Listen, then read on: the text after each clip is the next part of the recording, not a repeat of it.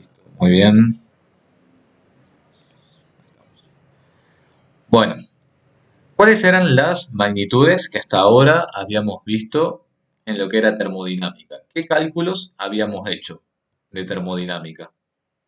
Hemos calculado, por un lado, el calor involucrado en un proceso. Estos ejercicios son de calorimetría. ¿Qué precauciones teníamos que tener en cuenta cuando hacíamos el cálculo del calor en un proceso determinado? Lo primero es evaluar si ocurre o no ocurre algún cambio de estado. Exactamente. Cuando ocurra un cambio de estado, ¿quién se mantiene constante? Cuando ocurren siempre los cambios de estado, como por ejemplo en este caso. ¿Quién se mantiene constante? Muy bien, la temperatura. Si la temperatura es quien se mantiene constante, ¿a quién no voy a tener después entonces en la ecuación? Al delta T, perfecto. ¿Y a quién voy a tener entonces en cuenta para calcular el calor, por ejemplo, en un proceso de fusión? ¿A quién voy a tener en cuenta? Muy bien, voy a tener al cambio de entalpía correspondiente a ese estado. A ver, si se trata de un proceso de fusión, entonces el calor involucrado será la cantidad de materia de la especie o cuerpo que esté sufriendo esa transformación por el delta H de fusión. Pero una evaporización será la cantidad de materia del cuerpo de la especie por el delta H de vaporización. M, recuerden que le decimos cantidad de materia porque M, ¿cómo puede expresarse? ¿En qué unidades puede expresarse M? Puede expresarse en moles o puede expresarse en gramos, exactamente. ¿De qué va a depender expresarlo en moles o expresarlo en gramos? ¿De quién va a depender eso? Puede depender de las unidades de la tabla en la cual yo encuentre, por ejemplo, el dato de este delta H. Por ejemplo, en esta tabla, en una tabla, que no sé si es exactamente la que tenemos nosotros en la guía, el delta H de fusión, creo que este ejercicio era para el agua, está en 335 joule gramo a la menos 1. Si el calor de delta H está asociado a joule por gramo a la menos 1, me conviene que la cantidad de materia también sean gramos para después poder simplificar. Y como corresponde, la unidad del calor sea en joule. Recuerden siempre hacer esta verificación de las unidades. El calor siempre tiene que estar en joule porque se trata de energía en transferencia. La cantidad de materia en gramos o moles. El delta H, como también es una unidad de calor, una magnitud relacionada al calor, también tiene que estar en joule. Y ustedes verán si está sobre gramos, sobre moles. Eso también en qué unidades puede estar, por si las dudas, en alguna tabla de figura. ¿En qué unidades puede aparecer? Muy bien. Puede aparecer calorías, pueden aparecer kilocalorías y pueden aparecer también kilojoule. ¿Vamos? Esa es toda la variedad de lo que puede pasar. Finalmente, una vez que ustedes completan todos los estados, tendrán que hacer la sumatoria y punto. ¿Qué otra cosa más estuvimos viendo? Estuvimos hablando de delta H de formación. El delta H de formación ustedes lo encuentran en las tablas termodinámicas que tienen al final de su guía. En esas tablas termodinámicas, ¿en qué unidades se van a encontrar los datos numéricos? ¿En qué unidades le figuran las tablas? En kilojoule por mol. Muy bien, entonces mucho cuidado que acá tienen ustedes un mol para considerar. Y obviamente existen ciertas sustancias, como el hidrógeno, como el oxígeno, a los cuales les definimos un delta H de formación estándar igual a cero. ¿Estamos? Y a partir de ahí surgirán el resto de delta H de formación. ¿Cómo podemos hacer para calcular el delta H asociado a un proceso en una reacción química determinada? Como por ejemplo, en esta reacción química que está acá. ¿Cómo puedo hacer para averiguar cuál será el delta H de formación del agua? Había una formulita. Tenemos por un lado el método directo y por otro lado tenemos el método indirecto. ¿Cuál es el método más simple de todos? El método directo. ¿Cuáles son los únicos inconvenientes del método directo? Que el método directo implica que en la tabla termodinámica figuren los datos de todas las especies. Si a mí no me faltara el dato de alguna de estas especies, lamentablemente no puedo hacer el método directo y tendré que buscar hacerlo por el método indirecto. El método indirecto, ¿qué otro nombre recibe también? La ley de Hess, exactamente. ¿Cómo es la fórmula para hacer el delta H, por ejemplo, de formación del agua, aplicando el método directo? Recuerden siempre que es igual a, creo que está por acá la fórmula, la sumatoria del delta H de los productos menos la sumatoria del delta H de los reactivos. Y a su vez, cada delta H por quién está siendo afectado. está siendo afectado por el coeficiente estequiométrico. El coeficiente estequiométrico va a estar acompañado por qué unidad, como dice Mateo, por los moles. Y este dato de delta H en la tabla, ¿en qué unidades le figuraba? Kilojoule por mol. Quiere decir que si yo tengo kilojoule por mol multiplicado por mol, ¿en qué unidad queda el resultado final? En kilojoules. ¿Estamos? Muy bien, chicos. Excelente. Para que tengan en cuenta. Y vamos al ejercicio 8 que ya lo habíamos hecho la clase pasada, que es simplemente para recordar un poquito cómo es este tema de la ley de Hess. Y acá les voy a decir un par de cosas que no están en la guía, pero que lo he visto en los exámenes, así que cuando yo les diga, van a anotar. En este ejercicio, por ejemplo, en el ejercicio 8, ¿qué pasa? Yo tengo la reacción global a la cual yo quiero llegar. Yo quiero formar zinc gaseoso desprendiendo dióxido de carbono y a partir de óxido de zinc sólido más monóxido de carbono. El ejercicio nos pide determinar el delta H de esta reacción, asociada más que nada a la formación de zinc gaseoso, a partir de la formación del óxido de zinc sólido, la combustión del monóxido de carbono y la sublimación del zinc. Siempre, esto anótenlo, siempre que a ustedes se les pida encontrar un delta H a partir de una reacción de formación, como es en este caso, ustedes tienen que plantear simplemente la reacción entre los átomos elementales para formar el producto en cuestión. Por ejemplo, si acá les hablan de la formación del óxido de zinc. ¿Cuáles son los átomos elementales a partir del cual se puede formar el óxido de zinc? ¿Qué les parece? Zinc, muy bien, y oxígeno. Al zinc, nosotros obviamente lo consideramos metálico, monoatómico, sólido, y al oxígeno elemental, oxígeno biatómico, gaseoso. Ahora, si yo les dijera la formación de metano, considerar la ecuación para la formación de metano, de gas metano, CH4 gaseoso. ¿Cómo sería la reacción a partir de los átomos elementales? ¿Se animan? ¿Escribir? ¿Cómo será eso? CH4 gaseoso. ¿Cuáles son los átomos elementales que están presentes ahí? Muy bien, carbono e hidrógeno. Perfecto. ¿Cómo plantearían ahora la reacción entre el carbono y el hidrógeno para dar CH4? El carbono, y vayan anotando lo que les voy diciendo, el carbono, a menos que se diga lo contrario, o al menos que en algún lado figure alguna aclaración, el carbono lo van a trabajar como carbono sólido, pero en la tabla periódica, fíjense, tienen varios, la tabla periódica, perdón, en las tablas termodinámicas, tienen varios tipos de carbono sólido, tienen dos. ¿Qué les parece que es más rentable por el sentido común? ¿Empezar desde el carbono sólido grafito o desde el carbono sólido diamante? ¿Qué les parece? Grafito, exactamente. Es simplemente por una cuestión de sentido común, ¿no? O sea, como que no tendría mucho sentido producir gas metano a partir del diamante, ¿no? Es como que no sería muy práctico si hablamos en términos económicos. Entonces, si quieren formar gas metano CH4 a partir de la reacción elemental, va a ser carbono sólido grafito más, ¿qué cosa? Hidrógeno 2 gaseoso. Ahora recuerden en termodinámica siempre colocar los estados de agregación. ¿Por qué les digo que es tan importante esto de ver carbono sólido y grafito? Porque ustedes en la tabla, ¿qué opciones tienen? Ya dijimos que también está la opción carbono sólido diamante, que acuérdense, no la tienen que usar. Y a su vez, ¿qué otra opción más tienen para trabajar ahí? Además de carbono sólido grafito, carbono sólido diamante. ¿Qué otra opción más les figura? A ver si estamos todos en sintonía. Carbono gaseoso. ¿Estamos? Le figura también el carbono gaseoso. Todos los carbones, José, son monoatómicos. Exactamente. Todos los van a escribir como monoatómicos.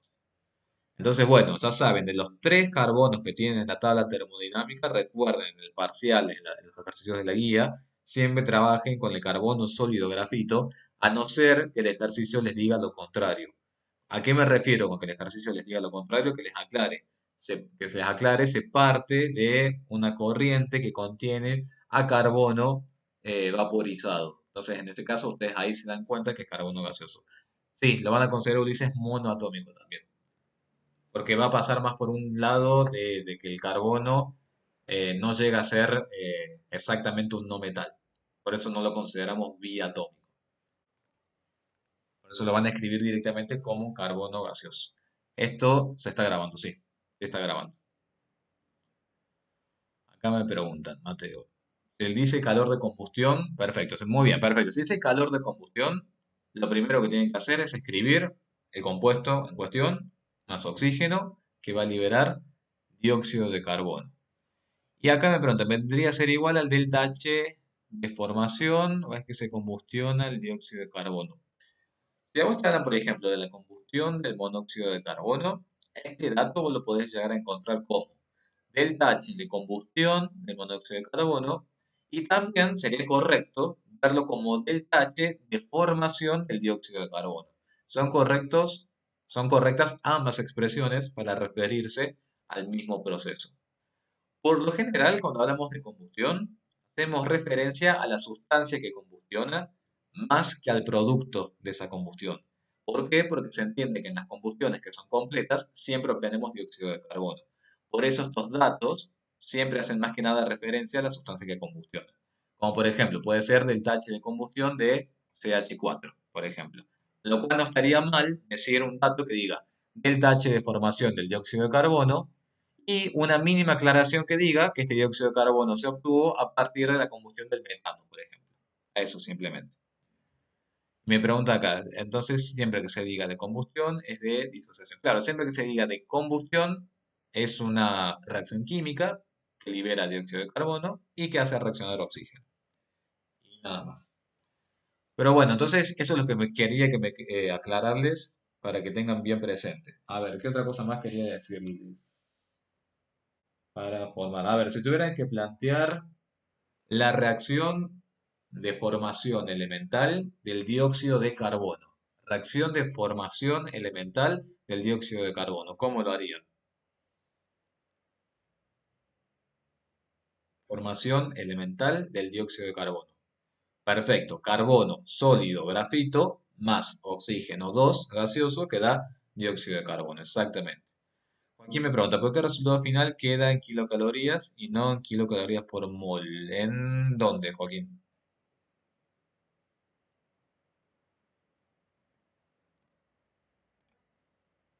A ver,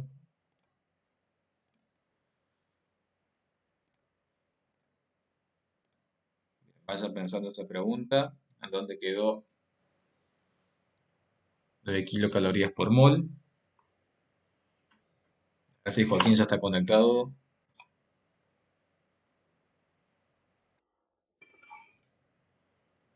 ¿Está Joaquín ya? Sí, estás. ¿En dónde era, Joaquín, que me decías? Decía lo que estaba resaltado en negrita. A ver, ¿dónde estará eso? Acá, esa parte. Bien. Todos estos datos que ustedes van a encontrar o que van a ser proporcionados por el enunciado van a estar en kilocaloría por mol, y bueno, van a hacer la sumatoria como corresponde y van a llegar a un resultado. ¿Por qué acá es kilocaloría y no kilocaloría por mol? Porque acá ya se consideró que estas cantidades de kilocalorías son liberadas por cada mol de zinc gaseoso. Entonces, este resultado que está en kilocalorías sobre mol, como vos lo multiplicás por un mol de zinc gaseoso, ahí sí terminás simplificando los moles. Por eso es que también los enunciados les pueden llegar a decir calcular el delta H de reacción para la liberación, por ejemplo, de 2 moles de zinc gaseoso. Si ese hubiera sido el caso, ¿cómo hubiera sido el resultado acá? Que es como el ejercicio 9, exactamente. Creo que dice así el ejercicio 9. Exacto. Muy bien, Joaquín, exactamente. Si el ejercicio, en el ejercicio 8, además nos hubieran dicho calcular el delta H de la reacción global por cada 2 moles de zinc gaseoso, ustedes van a resolver todo, como dice la estequiometría, van a llegar a un resultado. Recuerden que el resultado este va a estar asociado a un mol de zinc gaseoso, porque así lo dice la estequiometría. Esto, si fuera por cada 2 moles de zinc gaseoso, esto lo van a tener que multiplicar por 2. Lo pueden hacer de dos formas. Si ustedes el resultado les dan kilocaloría por mol, multiplican por 2 mol, simplifican los moles y les queda kilocalorías. Y si no, la regla de 3. ¿Cómo sería la regla de 3? Si 47 kilocalorías se desprenden, o mejor dicho, es endotérmico, 47 kilocalorías se absorben para la formación de un mol de zinc gaseoso. Si tengo 2 moles de zinc gaseoso, serán tantos 47 por 2. ¿Siguieron con eso? ¿Alguna duda hasta acá? Bien. ¿Cómo anduvieron con el ejercicio 9? ¿Pudieron hacer el ejercicio 9, que es un ejercicio que me interesaba, que quisieran? ¿Alguna dificultad con el ejercicio 9? Bueno, si no lo hicieron, les voy a decir una indicación, así lo pueden ir practicando. Fíjense lo que dice el ejercicio 9. Los calores de combustión de la glucosa y el etanol son respectivamente menos 673 kilocalorías por mol y menos 328 kilocalorías por mol. Y nos preguntan calcular el calor desprendido en la formación de un mol de etanol por fermentación de la glucosa. Entonces, ¿cuál es la reacción global en este ejercicio? ¿Cuál es la reacción a la cual ustedes quieren llegar? ¿Cuál les parece que es? La reacción global a la cual ustedes quieren llegar. ¿Cuál sería? Muy bien, es la reacción de fermentación. Perfecto, acá la tienen. La glucosa, obviamente, luego se descompone en 2 moles de etanol más 2 moles de dióxido de carbono. Si lo hacemos por el método indirecto o ley de Hess, ¿a partir de qué reacciones yo tengo que poder formar esta reacción de fermentación? ¿En quién me tengo que fijar? En los datos del enunciado. ¿Y cuáles son los datos del enunciado? Son dos combustiones, exactamente. Por un lado tendrá que plantear la combustión de la glucosa y por otro lado tendrá que plantear la combustión del etanol. ¿Cómo serán esas reacciones de combustión? ¿Se animan a decirme cómo sería la combustión de la glucosa, por ejemplo? Muy bien, estas dos combustiones, ¿cómo serían? El compuesto en cuestión, por ejemplo, glucosa, más oxígeno, y muy bien, como están diciendo en el chat, eso va a dar dióxido de carbono y agua. Como estos compuestos además son hidrogenados, sí o sí tiene que estar presente el agua en la reacción de combustión. Lo mismo va a pasar con el etanol. Etanol más oxígeno, que da como resultado dióxido de carbono y agua. Y a partir de esas dos reacciones, fíjense que para ambas tienen sus respectivos delta H, tienen que ustedes formar la reacción de fermentación. Entonces yo les pregunto a ustedes, para quienes los hayan hecho o no los hayan hecho, ¿ustedes harían algún cambio en esas dos reacciones para llegar a la de fermentación? ¿Cuál invertirían? Muy bien, ¿y cómo se dan cuenta que tienen que invertir la reacción de combustión del etanol? ¿Cómo se dan cuenta de eso? Muy bien, perfecto, porque el etanol en la reacción que yo quiero está como producto. Perfecto. Yo lo invierto en la reacción de combustión, me queda el etanol como producto. ¿Estamos? Y a su vez me permite simplificar algo, me permite hacer algo, invertir esa reacción. ¿Qué les parece? ¿Quién está de más? Perfecto. Muy bien, me permite simplificar el oxígeno, por ejemplo, el agua, dióxido de carbono. Exactamente, cuando ustedes balanceen, van a ver que a lo mejor hay dióxido de carbono que pueden simplificar también y les va a quedar una cantidad final y demás. ¿Qué pasaba cuando yo invertía una reacción? ¿Qué pasaba con el delta H? Muy bien, perfecto. Ese delta H cambiaba de signo. Exactamente. Muy bien. ¿Y qué pasa si hago una reacción en particular, por ejemplo, la tengo que multiplicar por todo un número? Por ejemplo, si yo hubiera dicho acá que la reacción 2 hay que multiplicarla por 2. ¿Qué habría que hacer ahí?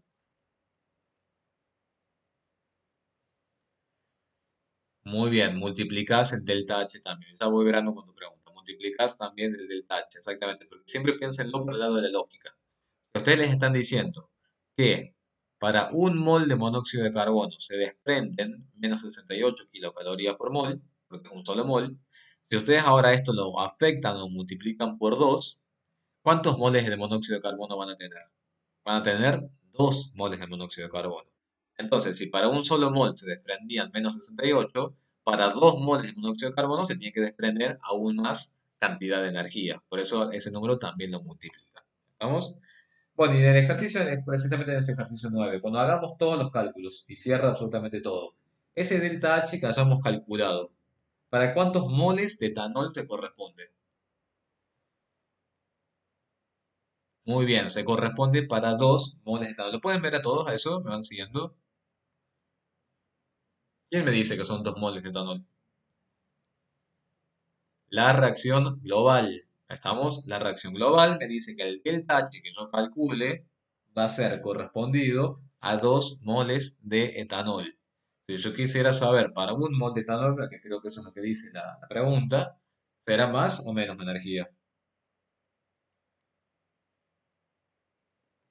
Por sentido común, ¿qué me dirían ustedes? La mitad, es decir, menos energía, exactamente. Bueno, si alguien lo resolvió, acá me estoy verando que le dio menos 345 y un mol de etanol 235. Bueno, a ver si alguien puede verificar. El ejercicio 9, ¿cómo les quedó el resultado? ¿Les quedó una reacción endotérmica o exotérmica? ¿Les coincidió con el resultado? Acá, chicos, lamentablemente es muy factible confundirse, ¿no? Con los datos, las tablas. Hay que ser muy cuidadoso para resolver en este tipo de ejercicios. ¿Qué hubiera pasado si el delta H nos hubiera quedado negativo? ¿Qué significaba eso?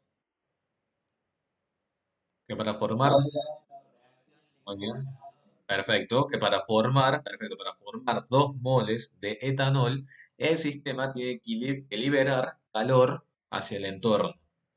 Si el delta H hubiera sido positivo, ¿qué hubiera pasado? Quiere decir que la reacción es endotérmica y todo esto se lo estoy diciendo para que lo justifiquen de este modo de parcial. El H sea endotérmico quiere decir que para que se formen esos 2 moles de etanol, el sistema tiene que absorber calor desde sus alrededores. A eso hacemos referencia. Bueno, ejercicio 9, sí, escucho.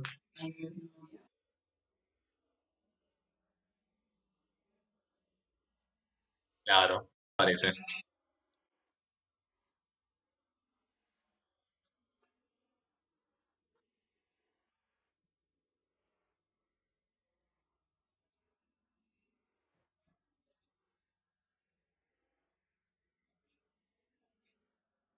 Muy bien.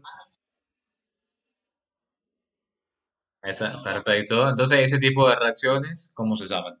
¿Qué tipo de reacciones sean? ¿Endo o exotérmicas? ¿Qué les parece a ustedes? ¿Cómo les dio el resultado de esta reacción biológica? Que es perfectamente una fermentación. Es una reacción exotérmica. Bien, ¿se llegaron todos a ese resultado? La reacción exotérmica, ¿lo pudieron plantear? Bien, ¿en dónde se desarrolla este tipo de reacciones? Se van a ver ustedes en los famosos bioreactores, que son reactores muy lindos porque tienen muchas cosas. Ya desde cuando hablamos del cultivo, bueno, el cultivo microbiano, las bacterias, los microorganismos que pueden segrestar, el suministro de oxígeno, es la verdad que toda esta parte biológica que ustedes van a ver en cuarto año es una de las mejores materias, a mi gusto, ¿no? Igual.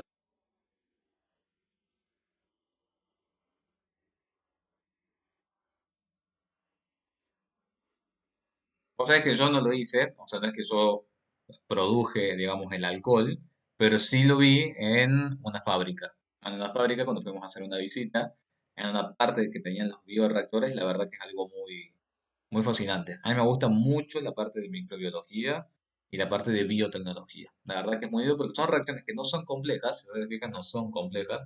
Las reacciones radicalarias, que bueno, curiosamente es lo que yo hago, reacciones radicalarias, son el triple de complejas y los productos son más difíciles de observar, interpretar y analizar. En cambio, las reacciones biológicas yo las veo siempre como más lindas y más concretas, porque está claro que lo que se produce es, en este caso, el etanol. Entonces, algo bien simple, algo bien cuantificable. Entonces, la verdad que es muy lindo. Se pueden hacer pasantías y en ese tipo de laboratorios, en ese tipo de industrias, la verdad que se los recomiendo mucho. Pero bueno, eso cuando llegan, por supuesto, a un poquito más adelante, ¿no? Bien, después, ¿qué más habíamos hecho en este ejercicio? Bueno, nada más, habíamos avanzado sobre eso. El ejercicio entonces 9 para quien no lo haya hecho, por favor, muy de examen, ¿no? A 8 y 9 muy de examen. Así que bueno, vamos a avanzar ahora hacia otra magnitud más. Vimos delta H, ahora vamos a ver delta S y después vamos a avanzar finalmente hacia el delta G. Que delta G es la magnitud fundamental que a nosotros nos va a permitir, ¿qué cosa? Predecir la espontaneidad de un proceso químico. Recuerden siempre este concepto de delta G acá hasta que finalice el cuatrimestre. pero que lo vamos a utilizar en todas las unidades que queden. Como si ustedes me tuvieran que contar con sus palabras, ¿qué será esto de la variación de entropía de un sistema? ¿Con qué lo asociarían? ¿Cuál es la primera palabra que a ustedes se les viene a la mente cuando hablamos de entropía de un sistema? Muy bien, el nivel de desorden molecular. Perfecto. El nivel de desorden molecular perfectamente puede estar asociado a qué cosa. ¿Cuánto hay más desorden? Si yo voy, por ejemplo, de un estado sólido a un estado líquido, ¿qué les parece que pasa con la entropía del sistema? ¿Aumenta o disminuye? La entropía aumenta. En esos casos, fíjense chicos, el delta S, la variación de entropía, será mayor a cero o positivo. Porque recuerden siempre que los delta S consideran el estado final menos el estado inicial. Si el estado final presenta mayor entropía que el estado inicial, cuando ustedes hagan esa entropía final menos entropía inicial, obviamente les va a quedar una cantidad positiva. Fíjense en lo mismo, si yo voy de un estado líquido a un estado gaseoso, ¿qué les parece que pasa con entropía? También obviamente va a aumentar si yo voy de líquido a gaseoso. Si aumenta la entropía, ¿cómo va a ser ese delta S? Siempre. Positivo también. ¿Estamos? ¿Qué hubiera pasado al revés? Si yo voy de gas, voy a silenciar micrófonos. Muy bien, gracias. Bien. ¿Qué pasa si yo voy ahora de un estado gaseoso a un estado sólido? ¿Qué les parece que pasa ahí con la entropía? Muy bien, va a disminuir la entropía. ¿Por qué? ¿Con qué está relacionado? Con el orden molecular. Fíjense lo que significa ir del estado gaseoso al estado sólido. ¿Cómo será el delta S ahí? ¿Positivo o negativo? ¿Qué les parece? Muy bien, va a ser negativo. Entonces, bueno, ¿con qué otra cosa, tomen nota, con qué otra cosa pueden relacionar el orden, o mejor dicho, el nivel de orden o desorden molecular? Por un lado, siempre que tengan cambios de estado, analicen eso. Analicen si van de sólido a líquido, de líquido a sólido, de sólido a gas, de gas a sólido, y bueno, y todas las otras alternativas. También, chicos, pueden analizar la cantidad de moles que tienen antes y de moles que tienen después. Si ustedes, por ejemplo, en una reacción química avanzan hacia una mayor cantidad de productos que de reactivos, ¿qué dirían ustedes? ¿Que van hacia un aumento de entropía o van hacia una disminución de entropía? Si ustedes van hacia una mayor cantidad de productos que de reactivos, ¿en dónde hay más entropía? ¿Al final o al inicio? Aumenta también, exactamente. Entonces será un delta S positivo, exactamente. ¿Y con qué otra cosa también puede asociar este nivel de desorden? ¿Qué pasa? ¿Se acuerdan ese ejemplo que yo les ilustré con el tema de las jeringas que funcionan a base de émbolo? Que a medida que yo voy ejerciendo presión sobre la jeringa y va descendiendo el émbolo, lo que voy achicando es el volumen y por lo tanto aumentando la presión. ¿Qué pasa si yo aumento? O mejor dicho, ¿qué pasa si yo disminuyo o aumento la presión o el volumen? ¿Qué me dirían ustedes? Si yo, por ejemplo, disminuyo la presión, ¿qué les parece a ustedes? Si yo disminuyo la presión. Muy bien, si yo disminuyo la presión, ¿qué pasaba con el volumen? Si yo disminuyo la presión, aumenta el volumen, exactamente. Perfecto. Todo este tipo de cosas, ¿ustedes con qué lo van a relacionar? Si hay mayor o menor volumen, mayor o menor presión, ustedes lo tienen que asociar con el espacio que tendrían disponibles las moléculas para poder interactuar entre ellas. ¿En dónde les parece que habrá mayor aleatoriedad? ¿En dónde les parece que habrá mayor aleatoriedad? Cuando haya mayor presión o menor presión. ¿Qué les parece a ustedes? Muy bien, en donde haya menor presión, la aleatoriedad va a ser mayor. Entonces la entropía aumentará o disminuirá. La entropía va a aumentar, exactamente. Fíjense, el ejercicio 13 es muy simple, es bastante conceptual. Vamos a analizar simplemente qué pasa con algunos casos. Oxígeno gaseoso, fíjense que está acá como molecular y pasa a dos átomos de oxígeno, así como están, gaseosos. ¿Qué podríamos decir acá? ¿Qué les parece a ustedes? ¿Hay aumento o disminución de la entropía? Si yo voy de un oxígeno gaseoso a 2 moles de átomo. Si yo voy moles, hacia 2 moles de oxígeno, tengo mayor cantidad de moles acá que acá. ¿Lo pueden ver eso? Acá yo tengo un mol de oxígeno gaseoso y acá yo tengo 2 moles de oxígeno monotómico, que es inestable, eso todos lo sabemos, pero bueno, está planteada así la reacción. ¿Delta S positivo o negativo? Aumenta la entropía. Delta S positivo. Muy bien. Segundo caso, nitrógeno gaseoso más 3 hidrógeno gaseoso para dar como resultado 2 moles de amoníaco gaseoso. ¿Aumenta o disminuye la entropía? Veamos. Está todo gaseoso, así que tengo que analizarlo desde el punto de vista de los moles. Tengo ¿cuántos? 4 moles gaseosos, tengo 2 moles gaseosos, disminuye. Muy bien. Por lo tanto, delta S será ¿cómo? Negativo. Perfecto. Veamos el tercer caso. Después los otros casos los practican ustedes. Veamos el tercer caso. Carbono sólido más hidrógeno gaseoso. Da como resultado monóxido de carbono gaseoso e hidrógeno gaseoso. ¿En dónde les parece que aumenta la entropía? ¿De izquierda a derecha o de derecha a izquierda? De izquierda a derecha hay un aumento de entropía. Exactamente. ¿Por qué? Porque acá, ¿quién es el principal parámetro para poder identificar? El aumento o disminución del orden. Muy bien, ese carbono sólido, exactamente. La presencia de ese carbono sólido, a mí claramente me hace darme cuenta que como después en los productos tengo únicamente gas, la mayor aleatoriedad va a estar acá del lado de los productos. Por eso el delta S va a ser positivo. ¿Bien? ¿Fueron siguiendo más o menos con todo esto?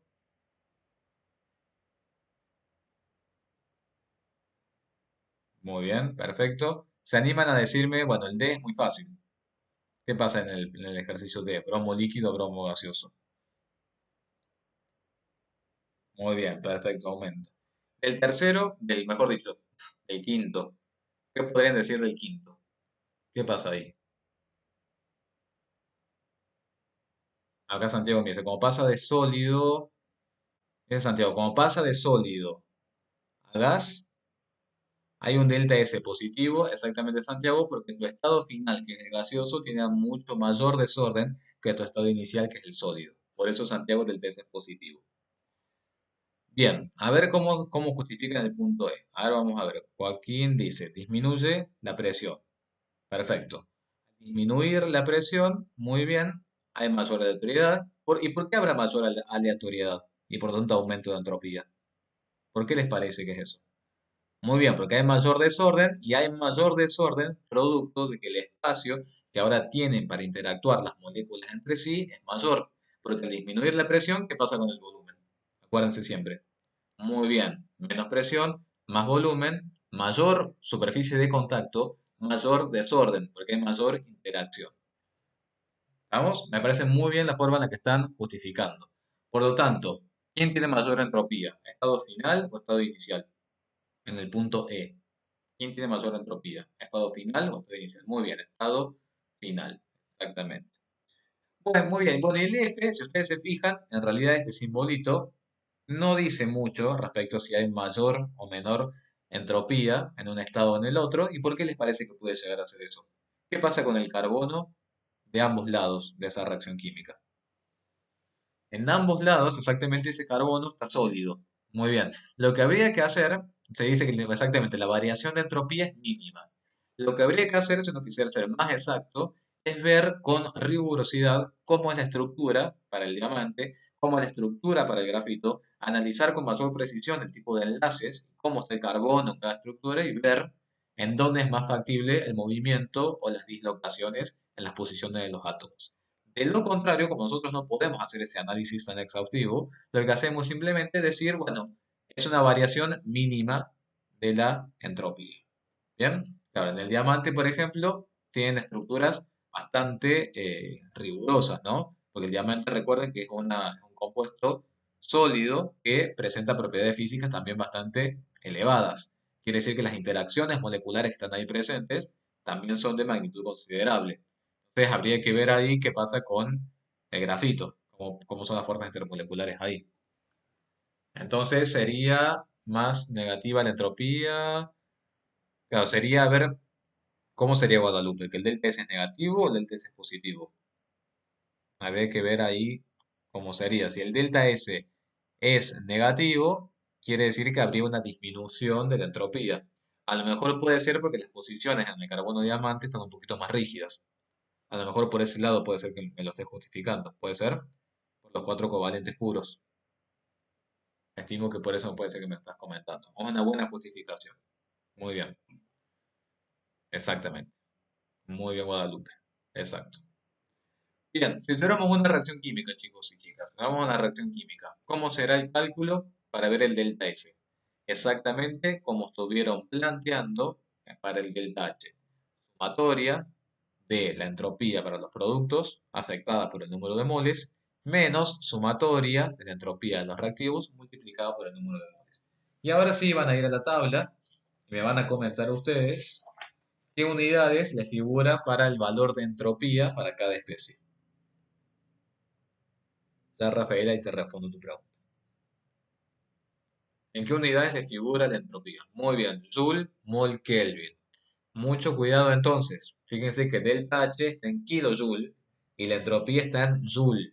Entonces ustedes decidirán después, cuando vayamos a delta G, si llevan todo a kilojoule o si llevan todo a joule. Pero, por favor, no se confundan con las unidades. Acá me pregunta Rafael, ¿qué pasaría si tenemos todas las especies en estado gaseoso con el mismo número de moles? Mira, si tienen absolutamente acá todo gaseoso y la misma cantidad de moles de un lado y del otro lado, ustedes van a decir que cambios en la presión o en el volumen no afectarían al sistema y por lo tanto no existirían factores externos que puedan llegar a modificar la aleatoriedad en el sistema. Lamentablemente, como es todo gaseoso y la misma cantidad de un lado y del otro lado, por más de que yo aumente el volumen, disminuya el volumen, aumente la presión, disminuya la presión, como el sistema tiene de un lado y del otro la misma cantidad, no se va a ver afectado. Entonces, nada va a poder incrementar la aleatoriedad del sistema.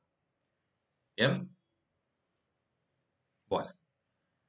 Y bueno, pensaba que había ejercicios, pero todavía no vienen los ejercicios. Seguimos con parte teórica. Fíjense que todo lo que estamos haciendo es teórico. Tanto el delta H, que ustedes ya saben dónde lo pueden encontrar, y tanto el delta S, que ustedes ya saben dónde lo pueden encontrar, se van a encontrar en la formulita de la variación de la energía libre de Gibbs, como delta G. Y este valor es el que yo les digo que es muy importante, porque si este valor es negativo, el proceso va a ser espontáneo. Si ese valor es positivo, el proceso va a ser no espontáneo. ¿Qué significa que una reacción sea espontánea en el sentido, por ejemplo acá, que una reacción sea espontánea en el sentido que está escrita? ¿Qué significa con sus palabras? Muy bien, perfecto, Joaquín. Que una reacción sea espontánea quiere decir que no necesita de energía extra para poder llevarse a cabo. Cuando las reacciones no son espontáneas, nosotros tenemos que suministrarle esa energía extra. Que por lo general, que ustedes no sé si ya vieron algún adelanto en la parte teórica, ¿cómo hacemos nosotros el suministro de energía extra para que una reacción ocurra? Sobre todo en las reacciones redox, que son donde vemos casi esto si es espontáneo o no espontáneo. ¿Qué se suele hacer?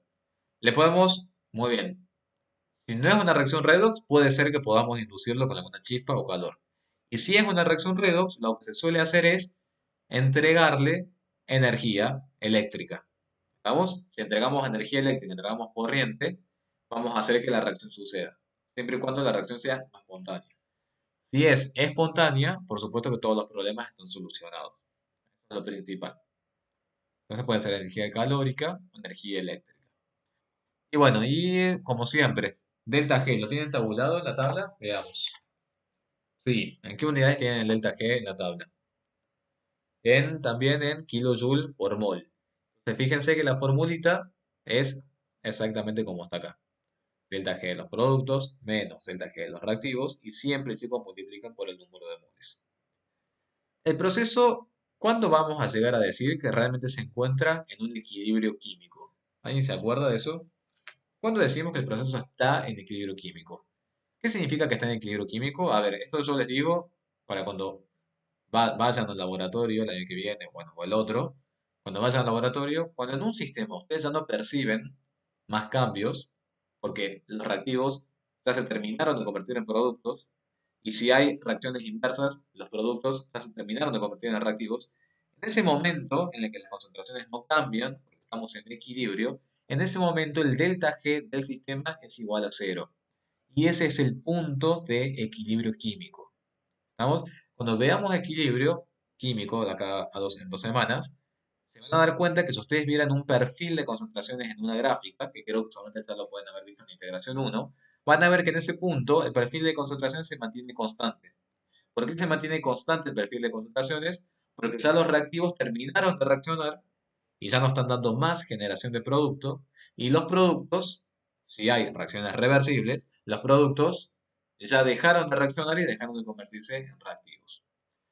Entonces, bueno, acá me dicen batir una mezcla. Contaría, sí, exacto, eso Santiago puede ser energía mecánica. Muy bien. Sería otra forma de fomentar que se dé una reacción química. Formulita,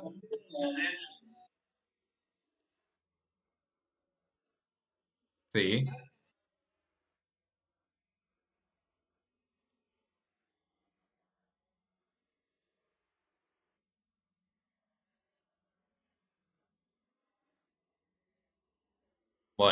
Bueno, de hecho, exacto. La radiación es energía, exactamente, que ustedes también se han visto en la unidad 2 me parece, que teníamos varios tipos de energía y que dependía sobre todo de la frecuencia de esa radiación. ¿Vamos? O sea que sigue siendo energía. De algún modo le estás entregando energía en forma de radiación electromagnética. De todas formas, justamente la aclaración que hace Pedro, la descomposición del peróxido de hidrógeno era un práctico que teníamos pensado hacer en el laboratorio, pero que el peróxido de hidrógeno cuando se descomponga va a liberar gases. Como es una reacción lenta, una reacción que no sucede sin algún estímulo externo, lo que nosotros hacíamos era agregarle un catalizador, que era yoduro de potasio, y veíamos enseguida la descomposición de ese peróxido de hidrógeno. Que obviamente no lo vamos a poder hacer en este cuatrimestre, pero sí lo vamos a ver en un video en el segundo práctico de laboratorio. Brandon pregunta, en la tabla los valores de entropía y energía libre de Gibbs están con un menos en algunas sustancias. ¿Ese menos qué significará? Ese menos significa que esos valores son negativos para esas sustancias. Y tienes que trabajar con el signo negativo, al igual como trabajarías con el signo positivo. Son signos negativos, Brandon, ¿eh? No son guiones, no es nada, ninguna otra cosa. Son signos negativos que los tienes que usar en la fórmula, cuando los cargues. Entonces, esta formulita, por favor, bien señalada, porque es que vamos a estar trabajando. Bien, vamos entonces a hacer el ejercicio 12. Veamos qué dice el ejercicio 12. ¿Alguna duda hasta acá? ¿Podemos hacer el ejercicio 12? ¿Alguna duda? Si son 3 iones, Brando quiere decir que no está el valor tabulado por esa sustancia. A Rafael Matías, ¿hasta dónde llegaron en la parte teórica el otro día?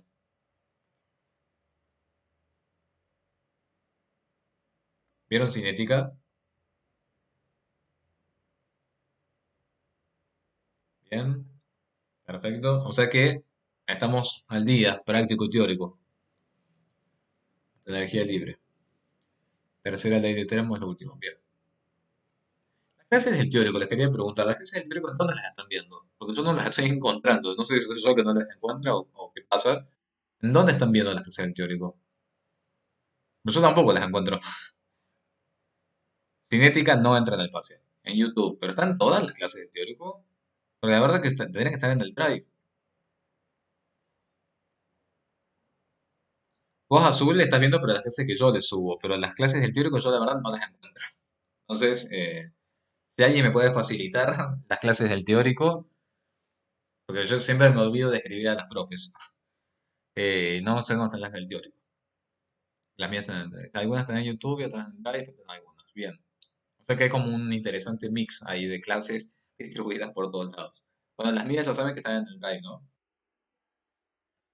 Ahí acá tiene el canal de YouTube, perfecto. Todo lo demás cuando de YouTube, tiene que ser así. Mira vos cómo las profes pudieron subir a YouTube y yo no puedo subirlas a YouTube, mira vos. Bueno, genial chicos, gracias por alejarme de la duda. Así que bueno, menos las heteron, perfecto. Muchas gracias Ulises, Azul, genial. Gracias chicos y chicas. Bueno, entonces, si estamos todo bien, vamos a ir al ejercicio 12. Dice, Alejo levantó la mano. No sé, Alejo, si querés decir algo. Ah, no, no hay problema, no hay ningún problema. Bien. ¿Qué dice el ejercicio 12? El proceso Haber para la producción de amoníaco, creo que esto sí lo deben haber visto en integración 1, ¿no? Cuando hicieron todos los procesos que cada uno eligió un tema. Bueno, si es que sigue con esa metodología, ¿no? Involucra la siguiente reacción. Nitrógeno gaseoso más hidrógeno gaseoso que da como resultado amoníaco gaseoso. Suponer que delta H y delta S para esta reacción no cambian con la temperatura. Nos piden calcular la temperatura de equilibrio y a su vez nos pide calcular el delta G a 25 y a 500 grados Celsius. Bien, vamos entonces a analizar un par de cosas acá. A ver qué es esto de temperatura de equilibrio. ¿Cuándo dijimos nosotros que el sistema se encuentra en equilibrio? ¿Qué magnitud tiene que ser igual a cero para que el sistema esté en equilibrio? Delta G, muy bien. Si el delta G es el que tiene que ser igual a cero, vamos a ir a la formulita del delta G. La formulita del delta G es esta que está acá. Si delta G tiene que ser igual a cero, para despejar la temperatura de equilibrio tendré que utilizar esta misma formulita. ¿Estamos? Si yo digo que delta G es igual a cero, lo único que tengo que hacer es despejar el valor de la temperatura. Y ese va a ser el valor de la temperatura de equilibrio. Ahora bien, si yo digo que delta G va a ser igual a cero y que de acá yo voy a poder despejar la temperatura, ¿quién me está faltando de conocer en esta reacción para la producción de amoníaco? ¿Quién me está faltando de conocer?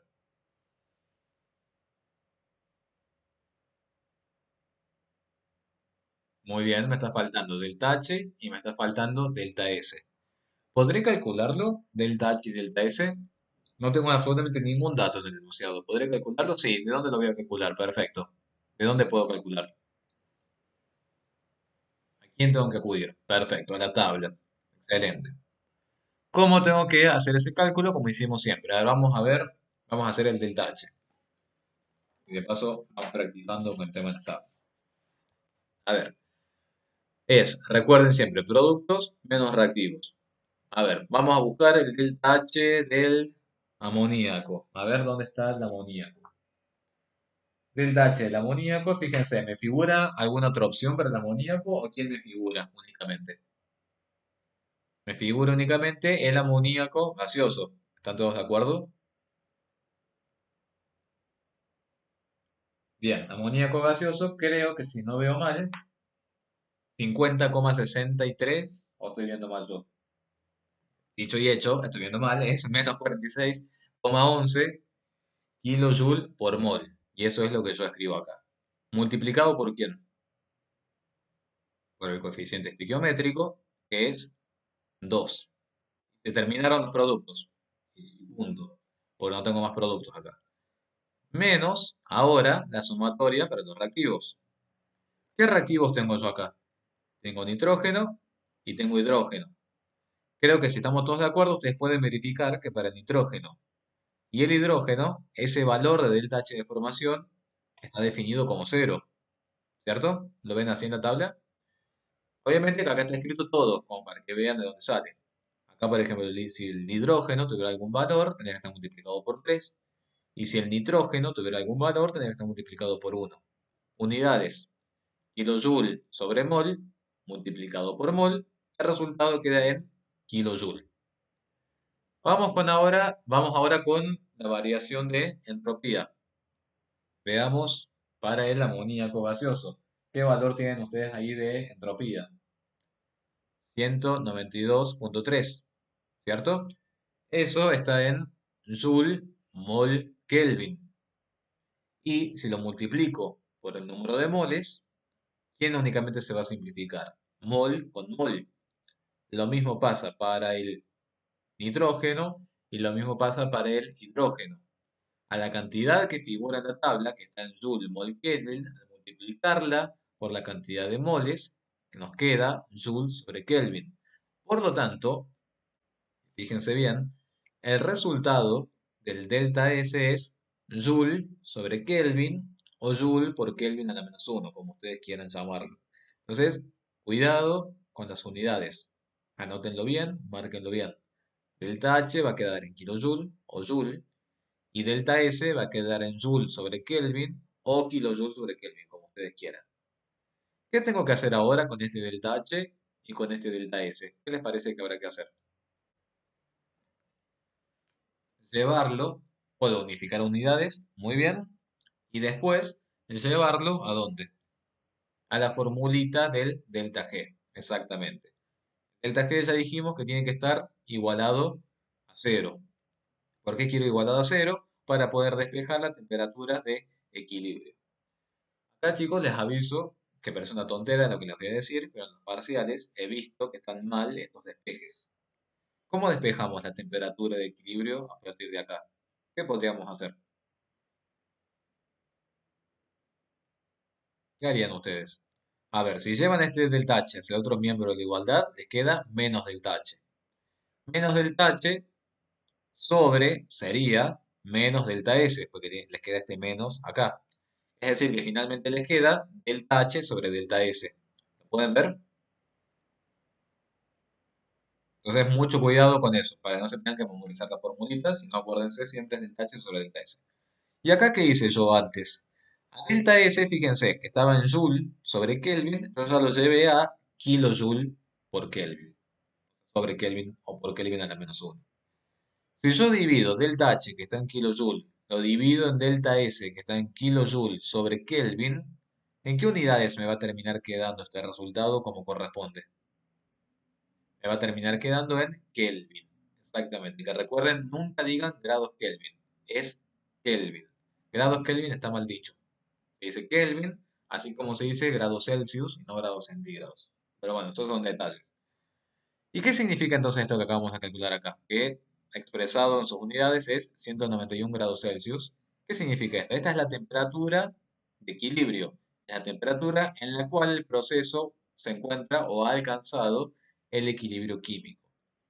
¿Qué va a pasar siempre que yo esté trabajando por encima de esa temperatura? Por encima de esa temperatura, el proceso va a ser no espontáneo. Y ustedes si quisieran podrían verificarlo.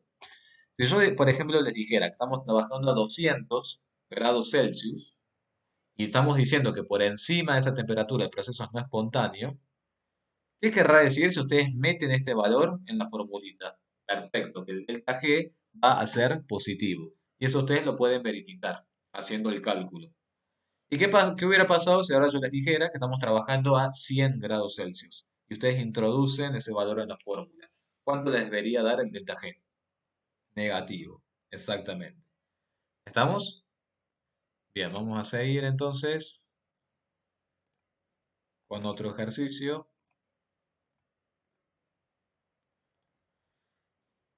Bien, vamos a ver que se conecte más gente.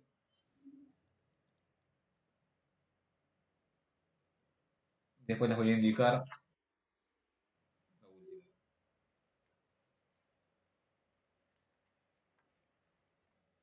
Bien, ¿cuántos somos? 22. Bueno.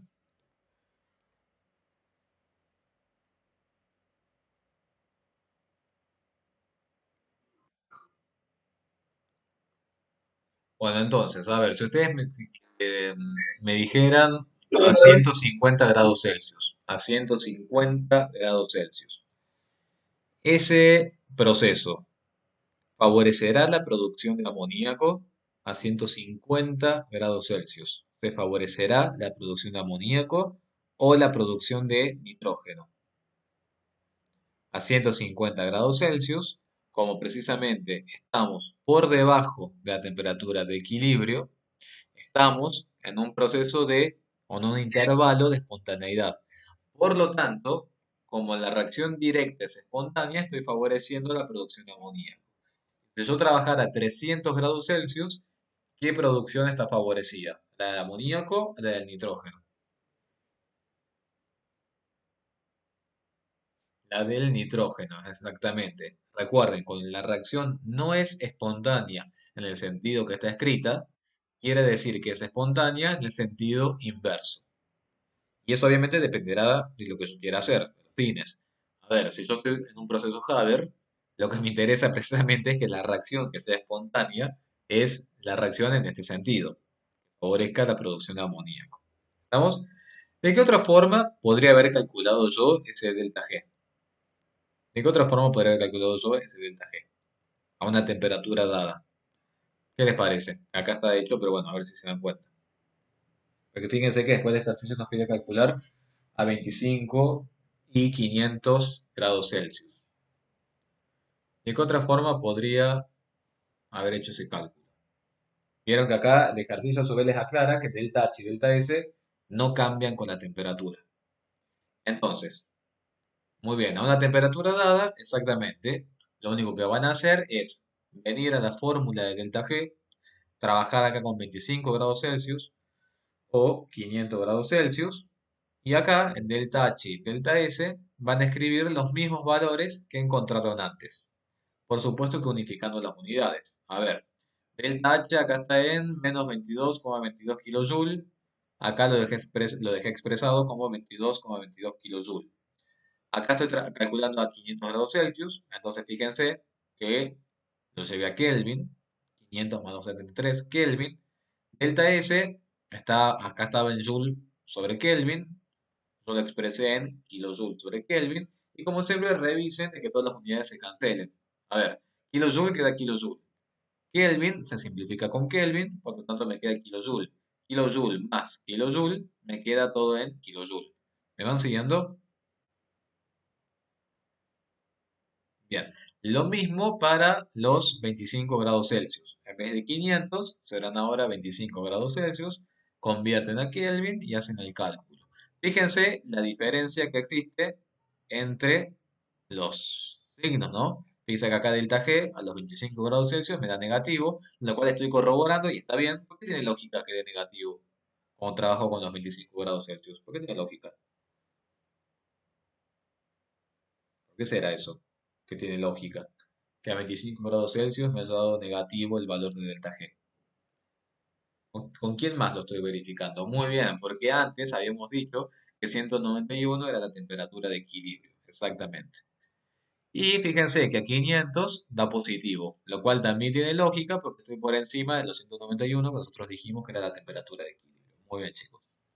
Bueno, y por último, fíjense que también podríamos haber calculado el delta G aplicando directamente el método directo y haciendo delta G de los productos menos delta G de los reactivos, multiplicado obviamente por el número de moles. Busquemos en la tabla cuál es el valor de delta G para el amoníaco. ¿Cuánto es? Menos 16,5, ¿puede ser? Menos 16,5 kilojoule por mol, fíjense en la unidad, lo multiplican por 2, menos el delta G para los reactivos, hidrógeno y nitrógeno, 0 y 0, y fíjense directamente les da menos 33. Entonces, a ver, ¿y qué nos pedía el punto C que acá dice? ¿Qué temperatura elegiría para la reacción? Ya lo dijimos, si 25,500 y obviamente nos conviene hacer 25 grados Celsius. Entonces, a ver como recomendación que les digo yo. Si ustedes en un examen o en la guía les piden averiguar si el proceso es espontáneo o no es espontáneo, lo que tienen que hacer es calcular el delta G. Van a ir a la fórmula de delta G. Tienen todos los datos para calcularlo, que sería esto, tener la temperatura. Si la tienen la temperatura, lo único que pueden hacer directamente es lo siguiente. Si es un cálculo rápido, y ustedes quieren ver si el delta G es positivo o es negativo, el cálculo más rápido, antes que hacer todo esto que está acá, el cálculo más rápido sería hacer esto, ¿no? Pero para hacer esto, que es ver directamente el delta G a partir de la tabla, con delta G de los productos menos delta G de los reactivos, tendrían que tener todos esos datos tabulados en la tabla. ¿Cuál sería el método más largo para ver el delta G? El método más largo para ver el delta G sería que tenga que calcular el delta H, tenga que calcular el delta eje, estoy diciendo cualquier cosa, yo el delta S, perdón, el delta H y el delta S y reemplazas la fórmula del delta G delta H menos T por delta S, ¿se entiende? Y obviamente tendría que conocer ahí la temperatura. JSR es justifique su respuesta. Que por ejemplo en este ejercicio diría, elegimos la temperatura de 25 grados Celsius porque a esta temperatura el proceso es espontáneo porque es menor la temperatura de trabajo a la temperatura de equilibrio del sistema. Con esos dos renglones ya está todo justificado. ¿Estamos? ¿Alguna duda hasta acá, chicos, con todo esto que estuvimos viendo? Como son muy simples los ejercicios, pero como para que no se pierdan tampoco. En el parcial hay mucho de IDGs, mucho esto de temperatura de equilibrio y delta G. Se los aviso para que lo tengan presente. Lo que podrían marcar para mañana es el ejercicio 17. O se pueden hacer todos los ejercicios, ¿no? Pero el 17 me gustaría que se lo pudieran hacer. El 23, si se animan, plantéenlo, si se animan, y nada más. Porque después, ¿qué otra cosa? Bueno, el 20 también. Bueno, a ver, marquen el 17, 20, 21 y 23. 17, 20, 21 y 23. ¿Listo? ¿Alguna duda? Nos queda un último ejercicio, que es simplemente ilustrativo y es teórico. ¿Alguna duda hasta acá? Vamos bien con termodinámica. Genial. Perfecto. Muy bien, chicos. De mañana va a ser una clase distinta. Mañana clase de laboratorio. Bueno, acá que este sería el ejercicio 10. Es simplemente el trabajo de un gas. Es un tema que, ¿se acuerdan cuando vimos gases? Que tenemos esa formulita de la densidad. Teníamos a su vez ese ejercicio de la ley de difusión de los gases.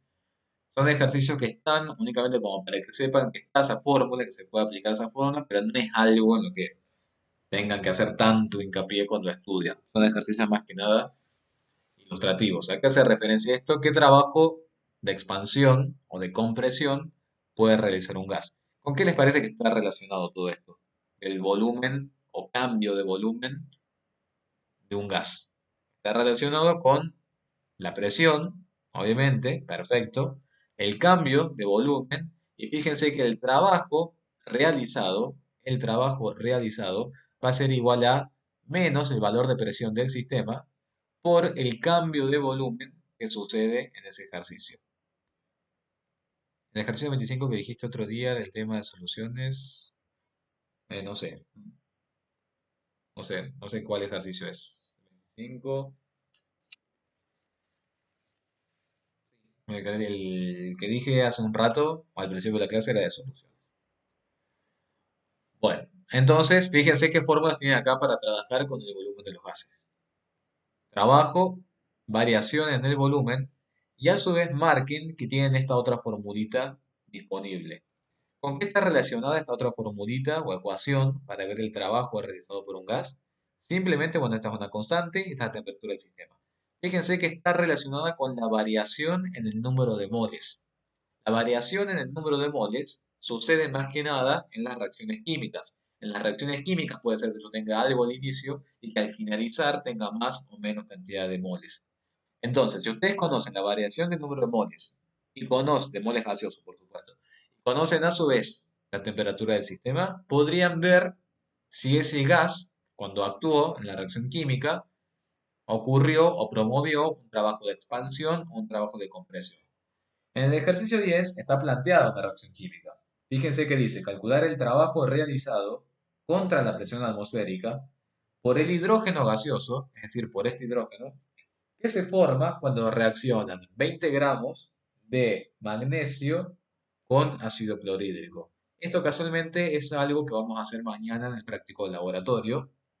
Les voy a mostrar esa reacción química para que vean cómo se puede visualizar ese hidrógeno que se desprende. Entonces, bueno, en este ejercicio hay una reacción química concreta. Tienen magnesio sólido, solución de ácido clorhídrico, cloruro de magnesio que queda disuelto e hidrógeno de gaseoso que comenzará a burbujear en el recipiente cuando se produzca.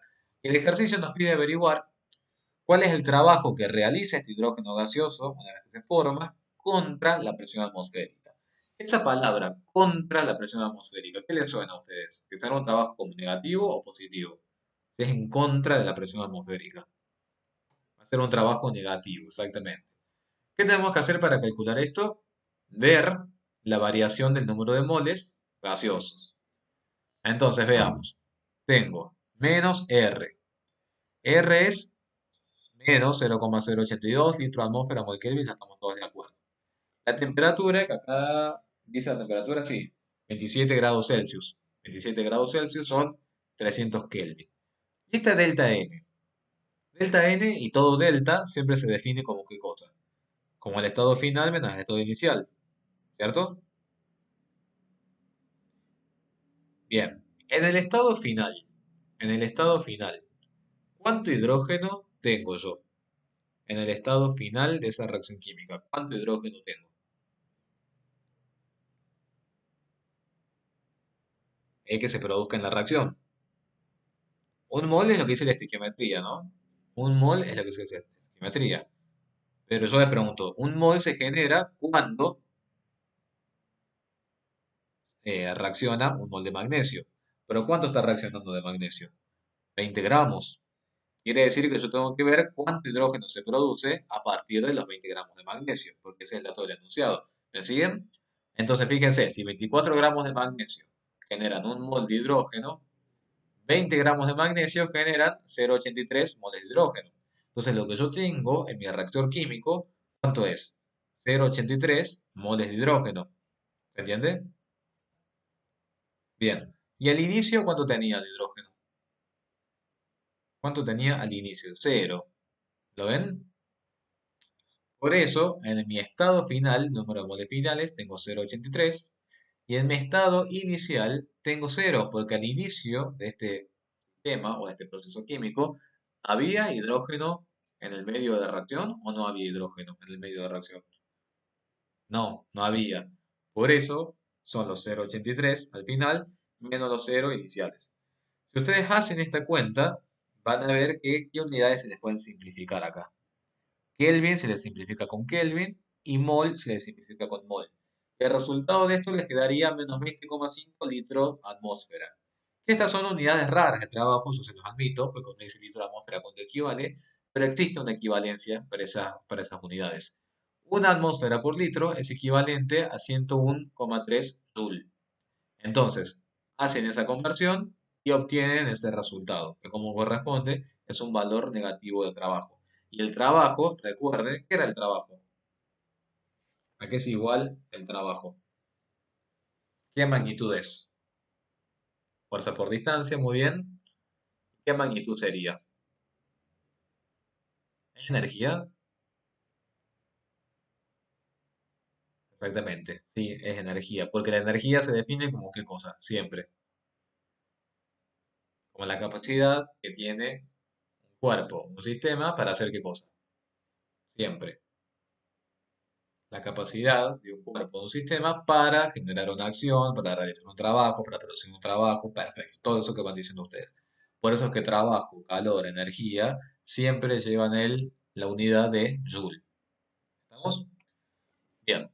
Y acá me preguntaban, acá arriba, sería la presión, ¿es la presión Santiago que ejerce el hidrógeno sobre el sistema una vez que se produce? Ese es el trabajo que estamos averiguando. En función del cambio de moles y de la presión que ejerce el hidrógeno una vez que se genera y que comienza a burbujear. Mañana nosotros lo que vamos a hacer es ver este dispositivo, cómo lo armamos y cómo se genera precisamente ese hidrógeno. Entonces espero que la conexión nos ayude y que todo salga bien, porque tenemos muchos videos para mostrar, dado que no estamos en el laboratorio. ¿Estamos? Bueno, entonces hasta acá, chicos, terminamos con todo lo que va en el parcial. Ahora les voy a decir unidad por unidad en qué van a tener que enfocarse. Ulises dice, los videos, hay uno que sí es de esta facu, una profe que da también a la nacional, y en los otros videos que encontré, hay uno que me gusta mucho porque es un simulador, un laboratorio virtual, un simulador, cuando veamos la parte esta de justamente de termodinámica. Y después, los otros videos que encontré están en inglés. Me parece que es bueno que estén en inglés porque de paso ustedes ya van acostumbrándose con el idioma, porque lamentablemente, y cosa con la cual yo no estoy de acuerdo, pero lamentablemente así es el sistema, hay que manejar muchísimo el inglés a partir desde el tercer año. Entonces son un par de videitos que los vamos a ir escuchando, después ustedes obviamente los van a tener en disponibilidad para que los escuchen a veces que ustedes quieran, y se van a ir afianzando un poquito con esto del inglés técnico, que de paso les va a servir para que, bueno, aprueben todos con 10 ahora inglés técnico 1. ¿Bien? Para mañana lo que tienen que leer es, vieron que en autogestión y en el aula virtual están subidos todos los trabajos prácticos, que está la guía de trabajos prácticos. Me gustaría que lean un poco sobre los instrumentos del laboratorio. No digo que estudien, sí que den una leída a los instrumentos del laboratorio y que por supuesto repasen todo lo que es soluciones, espectros de emisión, qué pasaba con los átomos, se les excitaba con una energía de determinada frecuencia, esto de los niveles electrónicos, son ese tipo de cuestiones. Yo esta noche ya les voy a subir de todas formas las filminas de mañana y también si quieren las pueden ver. Son las primeras páginas, Ulises, sí que hay como una descripción de todos los instrumentos de laboratorio, hay una descripción detallada. Eso me gustaría que lo vean. Bueno, de termodinámica, chicos, y yo después les voy a subir esos ejercicios de soluciones resueltos, así veo dónde está el error que yo no estoy encontrando, y esos ejercicios que les iba a decir. Mientras tanto, ahora, oralmente, les puedo decir en que se tienen que enfocar en cada unidad. Termodinámica, ley de Hess, seguro. Guadalupe, no, no van a tener parcialito antes. No se preocupen. Vamos a empezar directamente con el práctico. Termodinámica, entonces, ley de Hess, seguro, sépanlo. Tengan muy presente esto que yo les digo de formar un tener en cuenta para llegar a la reacción global, la reacción de formación de un compuesto a partir de sus átomos elementales, que es lo que les dije hoy. Ley de Hess, seguro. Y también, por supuesto, cálculo de delta G, predicción de espontaneidad y cálculo de temperatura de equilibrio. Eso bien tenido en cuenta, por favor, chicos, que es lo más importante. Soluciones. Desde ya les digo, soluciones con reacción química. Soluciones con reacción química, todas las unidades de concentración. Bien sabido lo que es densidad de una solución, a no confundirse con las otras unidades de concentración. Y diluciones. Diluciones también, como el ejercicio 4, como el ejercicio que hicimos nosotros, que era el 10, como el ejercicio que vamos a ver mañana en el práctico laboratorio. Todo lo que es diluciones y soluciones con reacción química, en eso se tienen que enfocar cuando trabajen, cuando estudian. Por supuesto que propiedades coligativas también, ¿no? Pero bueno, voy diciendo como claves de cada ejercicio. Sólidos. Sólidos, ejercicios de estructura cristalina, tal cual como los que resolvimos nosotros. Ver volumen de la celda, ver masa de la celda, ver densidad del elemento, calcular el volumen ocupado por los átomos. Todos los ejercicios que hicimos, como los que hicimos nosotros en la filmina. De la parte teórica, eso de sólidos es distinguir si es un sólido iónico, si es un sólido covalente, si es un sólido molecular. Ya saben que la regla clásica que yo les dije era fijarse en los puntos de fusión de esos sólidos. Y bueno, ya lo tenían presente eso. Sólidos, las fórmulas van a estar en el enunciado, exactamente, no se preocupen, esas formulitas las van a tener. Y todo lo que es Santiago, soluciones, gases y estequiometría van a ser ejercicios que van a aparecer mezclados en el parcial. Líquidos, chicos, fuerzas intermoleculares, presión de vapor, viscosidad, temperatura de ebullición, todo eso asociado con las fuerzas intermoleculares. Después que gases, ya saben, gases con reacción química, más que nada, gases con reacción química. ¿Qué pasa con la presión antes de la reacción? ¿Qué pasa con la presión después de la reacción? Todo eso. Brandon dice, en febrero tenían que suspender los vuelos internacionales, sobre todo desde Asia. En abril, y en agosto no tenían que haber. Sí, igual, sí, bueno, yo soy indignado con el tema de las fiestas clandestinas o no autorizadas, yo realmente indignadísimo con la gente que hace fiestas clandestinas. Pero bueno, ya saben cómo pienso respecto a eso. Bien, ¿y qué otra cosa hemos visto? Gases, ya les dije sólidos, les dije líquidos, les dije gases. Y después creo que nos tenemos que ir a la parte de enlaces, enlaces y fuerzas intermoleculares. Ya saben de enlaces, chicos, vean una y otra vez las filminas que yo les di, las filminas que tienen del teórico, y bien vistas todas las justificaciones, cómo tienen que escribir paso por paso. Las geometrías ya saben que no se las tienen que saber de memoria, con decir geometría tetraédrica deformada es suficiente. Lo que nos interesa a nosotros es que ustedes entiendan el concepto. Nube electrónica, deformación de la nube electrónica, desplazamiento de la densidad, polaridad, cuando un compuesto es polar, cuando un compuesto es no polar, enlace iónico, nunca se les ocurra hablar de geometría, un sólido iónico, nunca se les ocurra hibridar un sólido iónico. Esos son errores de concepto que sí traten de no cometerlos. El resto de cosas, si ustedes se olvidan de un ángulo de enlace, si ustedes se olvidan de un nombre de una geometría, con esas cosas no pasa nada. Claro, la justificación de enlaces es todo lo que está escrito en la filmina que yo les dejé. Eso es. La geometría molecular, la geometría molecular en realidad, Ulises, va a ser en función de si tengas pares o no, o pares no compartidos. Que los momentos dipolares se cancelen o no se cancelen, eso te va a permitir decir a vos si la molécula es polar o es apolar. Entonces, lo primero ¿cómo tenía que hacer siempre este análisis? Hacen Lewis, ubican los pares de electrones compartidos y no compartidos. Si hay pares de electrones no compartidos y no se cancelan entre sí, ¿qué van a decir ustedes? Que la nube electrónica tiene que estar deformada. La nube electrónica no es simétrica. Como la nube electrónica no es simétrica, la geometría electrónica es distinta a la geometría molecular. Como la geometría electrónica es distinta a la geometría molecular, porque la geometría molecular es deformada, los momentos dipolares no se cancelan, y si los momentos dipolares no se cancelan, la molécula resultante es apolar. ¿Estamos? ¿Y qué pasaba con los compuestos covalentes que eran cationes o aniones? ¿Qué pasaba ahí? ¿Se hablaba de polaridad? No, muy bien, tenían carga neta, exactamente las sustancias con cargas, y no se hablaba de polaridad, exactamente. Bueno, entonces eso es toda la justificación con respecto a enlaces. Tabla periódica. Tabla periódica es esto, comparar radios entre cationes, radios entre aniones, analizar qué pasa con la energía de ionización, cómo aumenta la carga nuclear efectiva, el radio atómico y demás. Me dice Joaquín, si no se cancelan las cargas netas, era polar. Si no se cancelan, Joaquín, los momentos dipolares individuales, la molécula es polar. ¿Estamos? Si no se cancelan los momentos dipolares individuales. Si hay cargas netas, como por ejemplo decirte un anión nitrato, directamente es un compuesto con carga, entonces no se habla de polaridad. A eso me refiero. No sé si se entendió, Joaquín. Listo. Bien. Brandon, ¿los compuestos con tres o más sustancias son enlaces covalentes? Sí. Sí, Brandon. Son esos que vos me nombrás, todos esos oxoácidos son covalentes. Ah, bueno, y otra cosa que no se dejen de estar, no lo dejen de estudiar porque es un punto también casi para el parcial, es el tema este de la página 54, de hacer estos ejercicios de energía, de constante de Planck. Estos no los dejen de lado, chicos. Háganlos porque créanme que salen esos ejercicios. Son puntos asegurados porque son sencillos. Y, por supuesto, números cuánticos. Y obviamente, primera unidad de la materia, todo. Estequiometría completa. Recuerden rendimiento, recuerden ver los ejercicios de pureza. ¿Estamos? Recuerden los ejercicios de pureza, por favor. Ahora, recuerden todos los análisis que hicimos en las primeras clases. Y bueno, ya saben que estequiometría va a estar mucho con gases y solución.